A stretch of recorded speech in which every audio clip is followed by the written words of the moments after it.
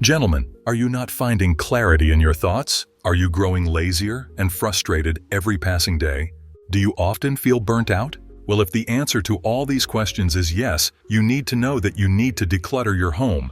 Before we begin, make sure to hit that like and subscribe button so that we can keep helping you upgrade your life. Historic evidence.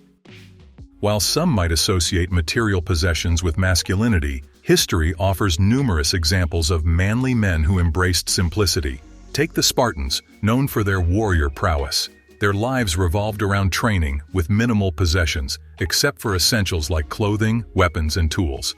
This dedication to simplicity allowed them to completely focus on honing their fighting skills.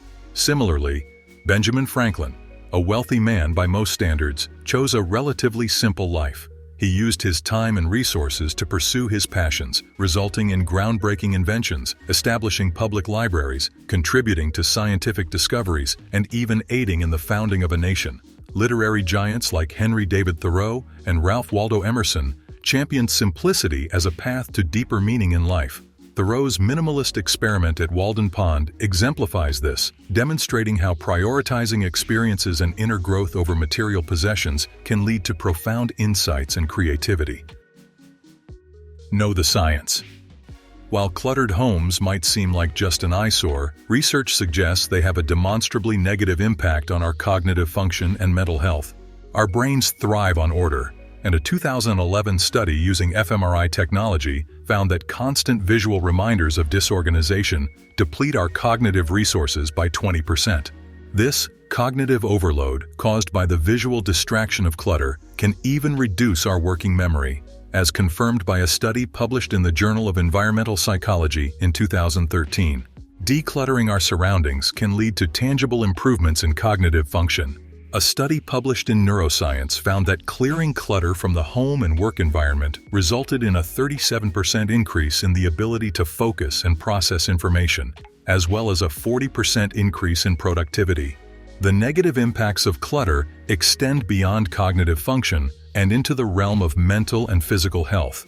Research published in the Journal of Personality and Social Psychology found that individuals living in cluttered environments experience elevated levels of the stress hormone cortisol, which is linked to increased stress, anxiety, and even depression. A chronically cluttered environment can create a constant low-level stress response, similar to a fight-or-flight state.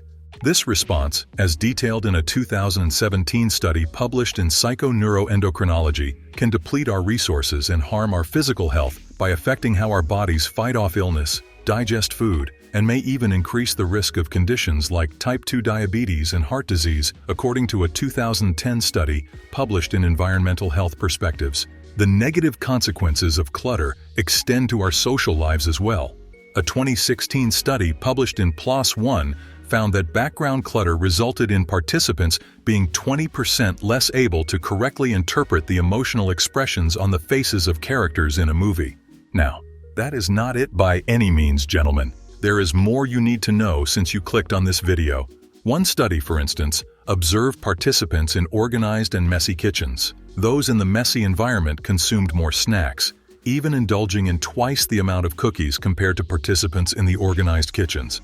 Further research suggests that simply being in a cluttered room can double the likelihood of choosing a chocolate bar over an apple. Additionally, a study found a significant 77% increase in the chance of being overweight for individuals living in extremely cluttered homes. Interestingly, tidy homes are associated with better physical health. Another study revealed that keeping a clean house correlated with increased activity levels and overall well-being. However, it's important to go beyond simply decluttering. Hoarding, characterized by the compulsive acquisition and difficulty discarding possessions, is a recognized disorder in the DSM-V. Individuals with this condition experience anxiety and distress at the thought of throwing items away. A Yale University study utilizing fMRI technology even observed physical pain responses in areas associated with physical discomfort within the brains of people with hoarding tendencies when they were asked to discard belongings. The good news is that for those who suspect they may have hoarding disorder, cognitive behavioral therapy has proven to be an effective treatment.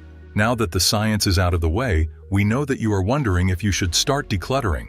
Well, for that we bring you some examples from Japanese culture, as we know that the country is hailed to have perhaps the most organized population in the world. How to declutter. The first technique is called the KonMari method. Its core principle is to retain only items that spark joy when held. This emotional connection helps prioritize what truly matters and discard things that no longer serve you well. The process involves a discard-first approach, which doesn't focus on finding storage solutions, but rather on letting go of what doesn't spark joy. Start with clothes, then move to books, papers, miscellaneous items which they call kimono in their language, and lastly, sentimental items.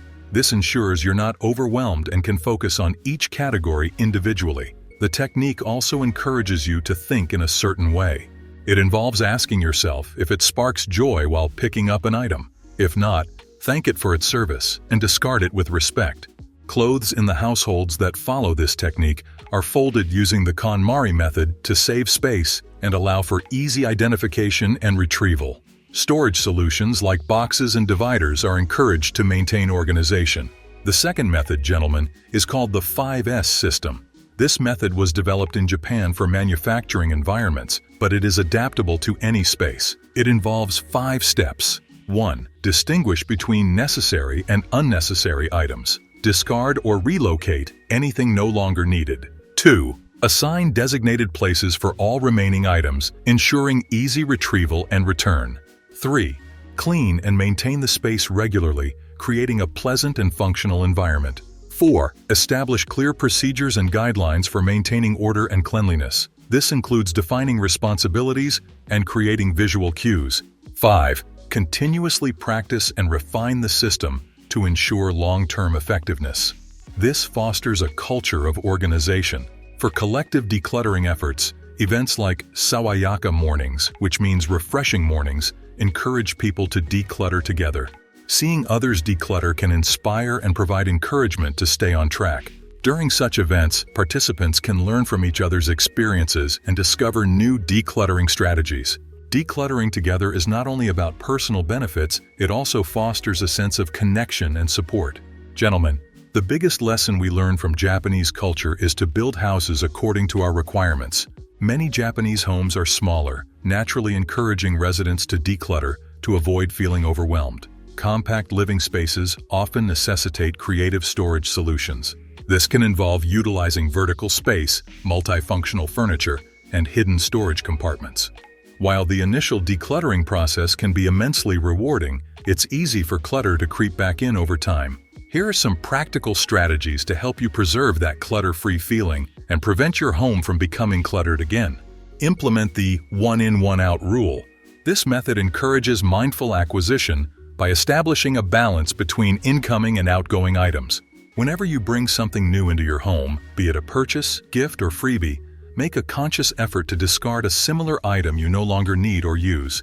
This could involve donating clothes you no longer wear, selling unused books online, or recycling outdated electronics. By adopting this practice, you prevent your possessions from accumulating and overwhelming your space. Secondly, establish a quick nightly routine. Dedicate a small window of time, ideally 5 minutes, before bed to do a quick clutter sweep through your home.